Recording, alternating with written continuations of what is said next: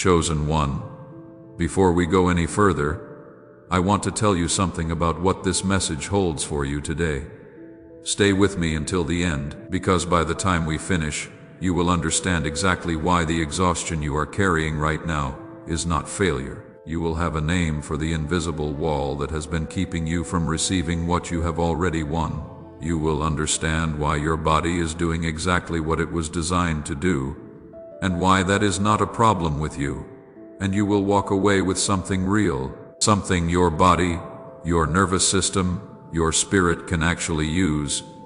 Not just a concept for your mind to hold, not just inspiration that fades by morning, something that settles, something that stays. Stay, this one matters now. And if this channel has been a place where you have found that kind of settling, where something said here found you at exactly the right moment, I want to ask you to subscribe if you have not already.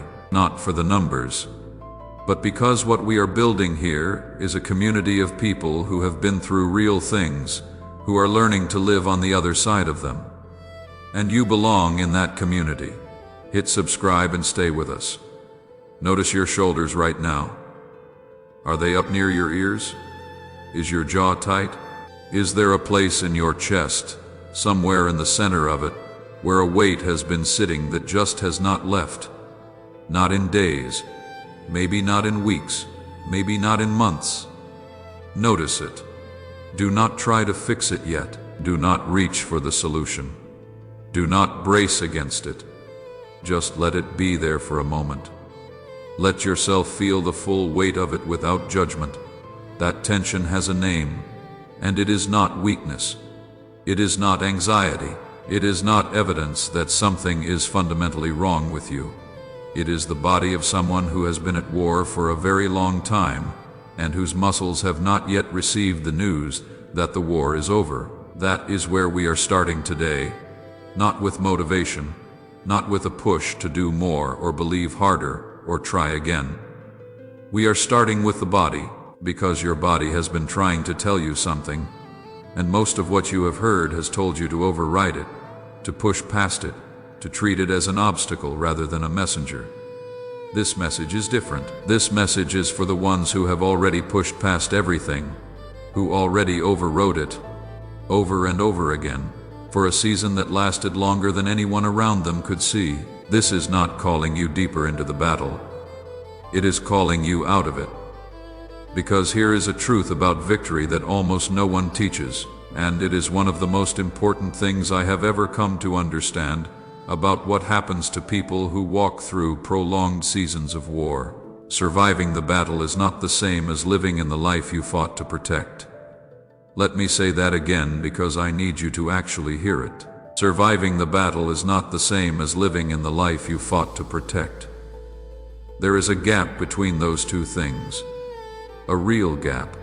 A gap that most people fall into without ever being told it exists. They come out of the hard season, they look around, and things are better now, objectively better. And yet something still does not feel right. The alarm is still running, the weight is still there, and they do not understand why. And because they do not understand why, they blame themselves. They think it is a spiritual problem, a faith problem, a discipline problem. They think it means the victory was not real. They think it means they are not healed yet. They think it means they have to go back in and fight some more. But that is not what it means. Crossing that gap requires something entirely different from what got you here. It requires rest. Not as a reward waiting at some distant finish line, not as something you earn after you have finally done enough, but as your active assignment, starting now, as the most important spiritual work you have been given for this season. You chosen one. Something brought you to this message today because you needed to hear that. And what comes next is waiting for you to receive it. Let us begin now.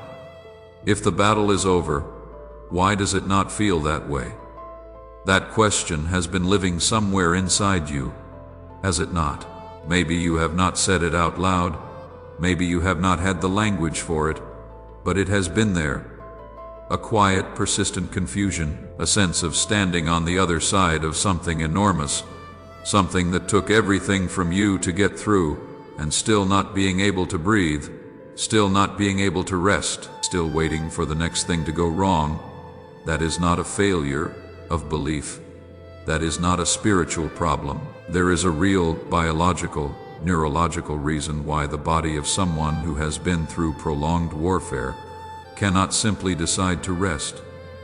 And I need to show you what it is, not to give you a concept, but to give you the kind of understanding that actually creates compassion for yourself.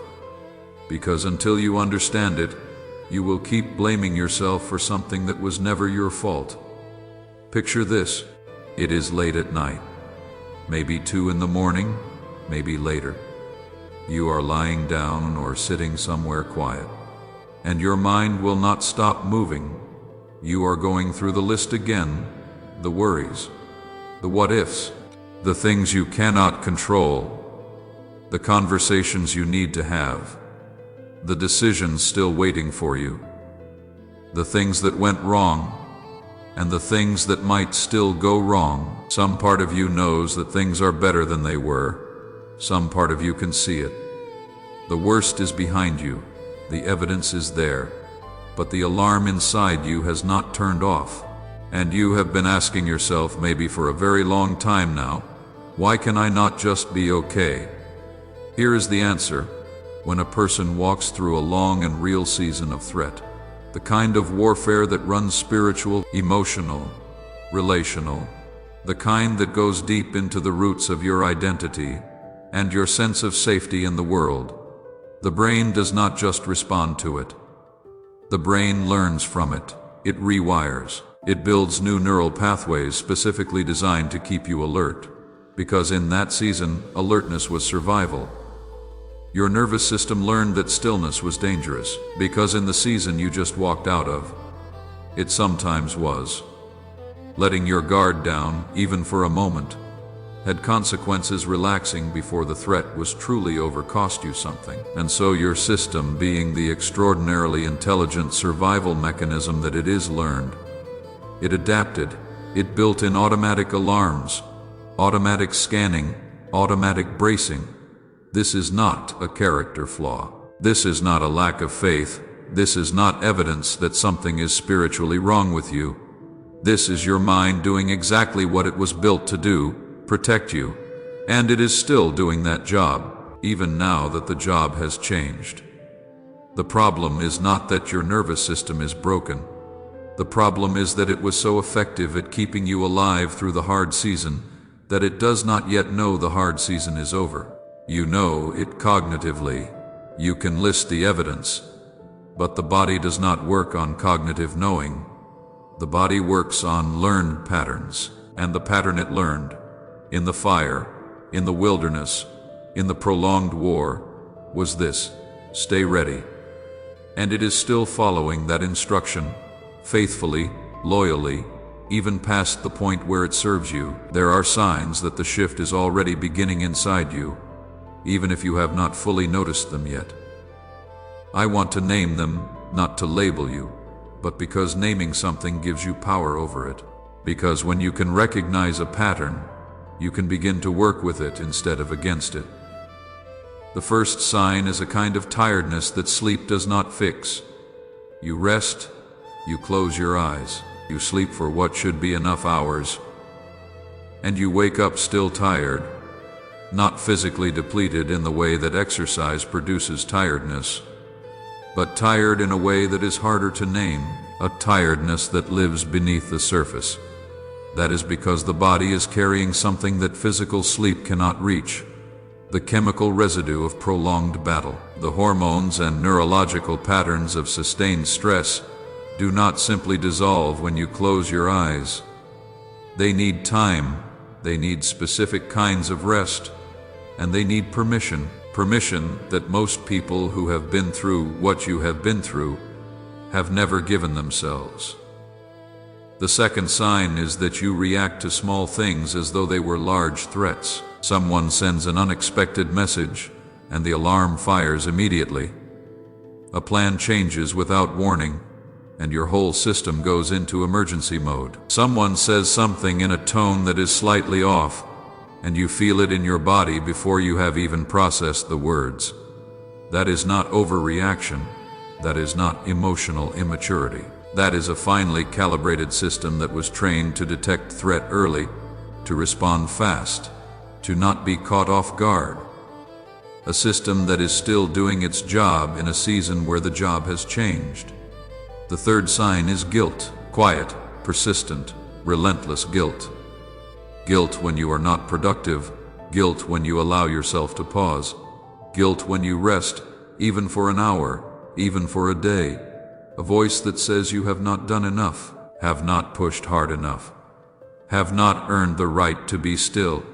Even when the evidence says otherwise, even when you are exhausted to your bones and anyone looking at what you have been through would say you have done enough, the voice persists. When you have been in warrior mode for a long time, the warrior mode begins to measure your worth in output.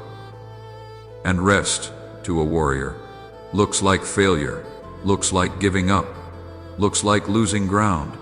And so the guilt fires, even when rest is exactly what is needed. The fourth sign is that you no longer know what you actually want. You only know what you need to survive.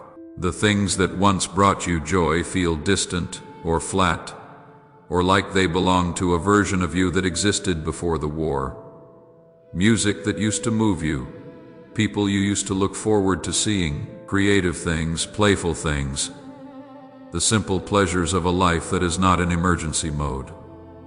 They have gone quiet inside you, and that quietness feels like loss, but it also feels like something you do not have the energy to grieve properly, because there is always something more urgent. That is not depression, though it can look like it from the outside. That is the narrowing that happens when a person has been running on emergency fuel for too long. The system, in its wisdom, shuts down everything non-essential to keep you in the fight. Joy is non-essential to survival. Pleasure is non-essential to survival. Creativity, wonder, lightness. These are not survival priorities. And so they dimmed, not permanently, but they dimmed. The fifth sign is something that is rarely named, and I want to name it here because it matters. You feel safest in chaos, or at the very least you feel deeply uncomfortable and calm. When things are quiet, when there is no immediate crisis to navigate, when life is, by any objective measure, okay, something in you does not trust it. Something in you is waiting for it to break, scanning the horizon for the next thing, unable to simply be in the peace because the peace feels temporary, and the training says, do not let your guard down. This is one of the most disorienting parts of coming out of a long season of warfare. The thing you fought for, the quiet, the safety, the stillness, becomes the thing you cannot tolerate once it arrives. I want you to hear this clearly. Every single one of these signs is evidence of someone who held the line through something real, who stayed in the fight long past the point where others would have walked away, who paid a price that was high and private and real. You did not come out of that season smaller. You came out denser, more formed, more tested, more real in ways that cannot be manufactured by an easier life. And I want to take a moment here, before we go any deeper, to say something to the people in this community who have been showing up to these messages, who have been part of what is being built here.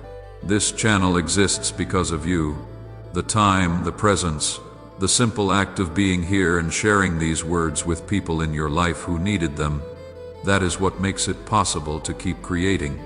If you have found value here, if something in what we do together has been part of your journey through the wilderness, there is a link in the description and in the pinned comment where you can support this work by buying me a coffee. It is not required. It is not pressure. It is an open door for those who feel called, and it goes directly toward making more of this possible. Thank you genuinely. Now let us go deeper. Think about David, not the king, not the giant slayer with the legend already built, the shepherd, the youngest son who was not even called in from the fields when Samuel came to anoint the next king, because his own father did not think to include him. The one who was faithful in obscurity, long before anyone was watching. The one who was anointed for something enormous and then sent back to the sheep, back to the wilderness, back to years of formation that, from the outside, looked like delay, like the promise had been forgotten. But there is a wisdom you cannot learn in a palace. There is a depth of character that only the pressure of the wilderness can produce. The Psalms David wrote in the caves, the ones that have carried millions of people through their own darkest seasons for thousands of years. Those Psalms were not written from a throne. They were written in hiding, in exile, in the kind of desperate, lonely, prolonged darkness that strips away every version of yourself that is not real. The wilderness did not diminish David. It produced him. It made him precisely the kind of person who could carry the weight of what was coming, who could be trusted with the kingdom because the wilderness had already tested what was in him, what the battle did to you, every hard year, every silent fight, every night when you held on without knowing why or how. It was not wasted. I will come back to that.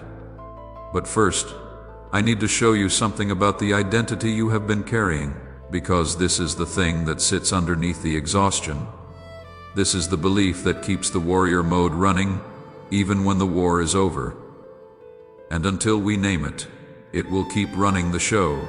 Rest is not what happens when you are finished working. Rest is not the absence of striving.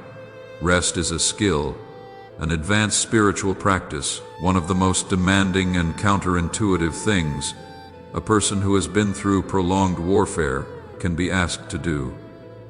And most people who have been through what you have been through were never taught how to do it, were never given permission to learn. There is a pattern I see in people who have walked through long seasons of warfare, and I have seen it enough times to know it is not a personal failing. It is a structural thing. The warrior identity does not know how to turn itself off.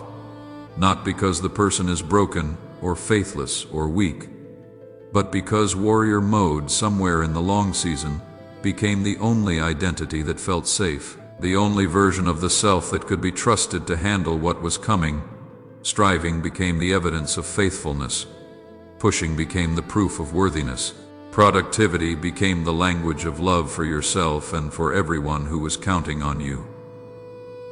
And somewhere along the way, the armor stopped being something you wore and became something you were, and now you are being asked to take it off. And it feels dangerous, because you remember what it cost when you were not wearing it. You remember the seasons when the softness was exploited, when the vulnerability was met with harm, and so the armor stays on, even in the safety, even in the peace. Even when the thing it was built to protect you from is no longer at the gate. Think about an eagle, not fighting the wind, not flapping harder, not forcing its way up through effort and struggle, just extending its wings, wide, full, catching a thermal, an invisible current of warm air rising from the earth, and being lifted by something it did not create and does not have to force. The eagle is not passive in that moment. It is extraordinarily present. It is extended and available. It is making itself fully open to be carried, but it is not grinding. It is not striving. It is not white-knuckling its way to altitude. It is resting in motion, resting in trust, and it is going higher than it ever could have through effort alone. That is the mode you are being called into now. Not passivity, presence. Not collapse, extension. Not giving up, letting yourself be carried by something that has been available all along. Something you could not feel when your wings were locked in battle position. The current was always there, but you were working too hard to feel it. Here is the obstacle. And I want to be honest with you about it, because pretending it is not there will not serve either of us. The warrior identity does not release easily. There is a belief underneath it, deep underneath it. A belief that says, if I stop fighting, I will lose everything I fought for. If I rest, something comes back in. If I soften, if I open, if I let the armor down for even a moment, I become vulnerable again. and I cannot survive another season like the last one. I cannot go through that again, and so I will keep the armor on, just in case. I understand where that belief came from. I really do. There was a season, maybe more than one, where letting go actually did cost you something, where the softness was not safe, where alertness was survival and trust was a liability. Your vigilance was not irrational. It was earned in fire. It was formed in an environment where it was necessary, and you were right to develop it. It kept you alive. It kept you functional. It got you through. But seasons change, and the most honest, most compassionate thing I can tell you right now is this. What kept you safe in the wilderness will keep you stuck on the other side of it. The armor that was your salvation in the hard season becomes your prison in the new one. And knowing that does not make it easy to take off, but it is the truth that makes the taking off possible. So here is a practice, simple enough to use right now wherever you are without moving, without needing anything except one breath and one honest question. Before you react to something that sets off the alarm inside you, before you brace, before the system fires and you are already in defensive mode, pause, just long enough for one breath directed inward, and ask yourself, quietly, honestly, is this a real threat, or is this a warrior habit? That is all. One question, one breath. Your own wisdom knows the difference.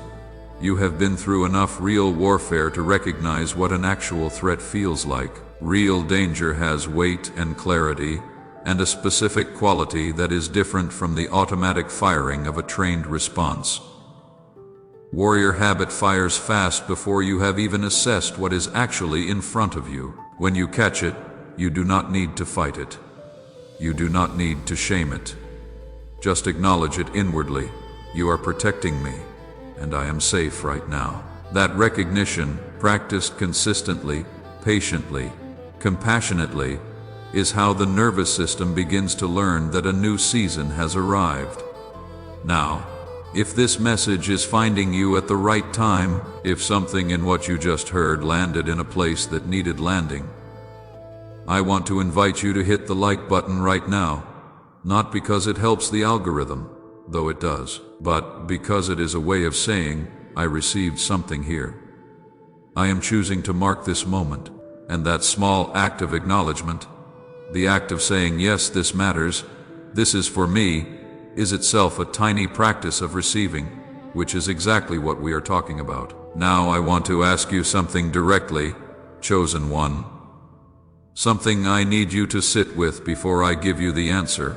Have you ever believed quietly, in a place you do not say out loud, that the season you just walked out of was a mistake, that it should not have happened the way it did, that the cost was too high, the timeline too long, the price too steep for what you received, that somewhere along the way something went wrong that should not have gone wrong? And the life you have now, however good it may be, is a diminished version of what it was supposed to be. I want to sit with that, not rush past it, not wrap it in a bow before we have had a chance to honestly look at it, because the grief is real. What it cost you was real.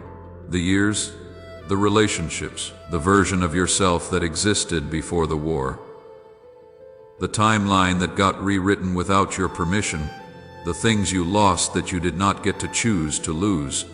That grief deserves to be acknowledged. You are allowed to hold it without pretending it did not happen. You are allowed to name what it cost without having to immediately explain why it was worth it. And here is where I need you to stay with me, because this is the turn that changes everything. Think about Joseph. Not the ending, not the palace, the position, the moment when everything came together in ways that made the whole story make sense. I want you to think about before the ending, the pit, the moment his brothers threw him in and walked away, the years in slavery, working in someone else's house, building someone else's life, with no visible path back to anything that had been promised to him. And then the prison, falsely accused, unjustly confined, more years, more silence, more darkness. More than a decade of a life that, from the outside, looked like catastrophic, irreversible failure. No one watching Joseph in the prison could have seen it. No one visiting him in the slavery years could have predicted it. But there was not a single thread of wisdom, not a single capacity for governance, not a single quality of character that Joseph carried into the palace that was not formed in the pit. The pit was not a detour from the assignment. The pit was the curriculum for it. The precision of every hard year was not punishment. It was not abandonment. It was preparation for a specific responsibility that required the exact person those years had produced. A person who had learned to interpret darkness. A person who had survived betrayal without becoming bitter. A person whose character had been tested at the level required to be trusted at the level he was about to be given. The stripping that happened in your battle season, the things that were taken, the untested confidence that could not have held the weight of what is coming, the shallow version of a faith that sounded right but had not been proven, the parts of yourself that were performing strength rather than possessing it, the relationships that could not survive the real version of you. That stripping was not random, that was precision. You were being made into something specific for a purpose that is specific. And the person you are now, on the other side of it, is not a damaged version of who you were supposed to be. It is the only version of you that could carry what is coming. The phoenix does not rise in spite of the fire. It rises because of it. What comes out the other side is not a repaired version of what went in. It is something entirely new, born from the very thing that tried to destroy it. And here is something I want to say to the people who have been walking this journey alongside this channel. If the wilderness was long, if the cost was high, and if something in what we explore together here has been part of what carried you through, I want you to know that this work matters to me in a way that is hard to fully express. And if you want to support it, if you feel moved to help make it possible to keep going deeper and creating more of this, there is a link in the description and in the pinned comment where you can buy me a coffee. Everything helps, and every contribution is received with more gratitude than I can adequately express. Thank you. Now let me tell you what the new season looks like. I want to be honest. I cannot give you a specific date. I cannot give you a specific circumstance. What I can give you is a direction, because the shift tends to move in recognizable patterns, and once you know what to look for, you begin to see the threads of it already present in your life. Provision begins to arrive differently in this season, not as the result of relentless effort, not as reward for maximal output, but as alignment. Things coming together in ways that feel less like grinding and more like being in the right place at the right time. Conversations that happen without you orchestrating them. Doors that open without you forcing them. A sense of things being released to you rather than extracted from reluctant circumstances by sheer will. Something held in trust for you, waiting for the season when you were ready to receive it. Finally being handed over. Relationships reorganize. The connections that were attached to the old version of you, the warrior version, the one running on emergency fuel, those connections quietly fall away, and the right people for this new season begin to appear. People who meet the new version. People who do not need you to be in warrior mode to recognize your value. People who can be with you in the rest. Creativity comes back. Not the forced grinding kind, not the creativity of someone performing output because output is proof of worth, but the natural kind, the kind that rises when the pressure of survival is no longer consuming everything, the kind that surprised you before the war, the kind that made you feel most like yourself. It does not return all at once, but it begins to return quietly, in small moments, a thought that feels like play rather than work, an idea that excites you rather than obligates you, a desire to make something simply because it wants to exist, and clarity begins to replace the confusion that was so thick in the wilderness. Not all at once. not in a dramatic revelation, but consistently. In the direction of greater peace, the decisions that felt impossible begin to feel navigable. The questions that had no answers begin to find them. The fog lifts, slowly, in layers, and you begin to see further ahead than you could when you were in survival mode. If even one of those feels true to you right now, if you can see even a thread of it beginning to move, then the shift has already started. You are already in it. But before we go into the deepest truth of this message, I want to name one last resistance, one final quiet belief that most people who have been through prolonged warfare carry with them even into the new season. It sounds like this: I will never fully recover what was lost. The season cost too much. I am behind now. Something was damaged that cannot fully be repaired. Other people did not have to pay this price. The timeline is permanently altered, and the best I can hope for now is a partial version of what it was supposed to be. If you have ever thought that, hold it lightly, because what I am about to say is the thing that changes how everything else we have covered today lands. This is the deepest truth of this message, and I need you to not just hear it but actually receive it. Your rest is not for you alone. Let me say that one more time: your rest, your recovery, your returning to wholeness, your learning to live on the other side of the battle. That is not a private indulgence. That is not you stepping back from your calling. That is not delay. That is not retreat. That is your calling in this season. Right now, there are people whose breakthrough is tied directly to your wholeness, not to your performance, not to your output, not to your ability to rise up and fight one more time and show everyone how strong you still are, but to your wholeness, the specific, irreplaceable, unmanufacturable quality of a person who came through something real and came out still standing, still open, still capable of love and trust and joy, still themselves. That is what the people coming after you need from you. Not a version of you that is running on empty performing strength, the real version, the healed version, the one that actually arrived. Think about what it means to watch someone live in genuine peace after a genuine battle.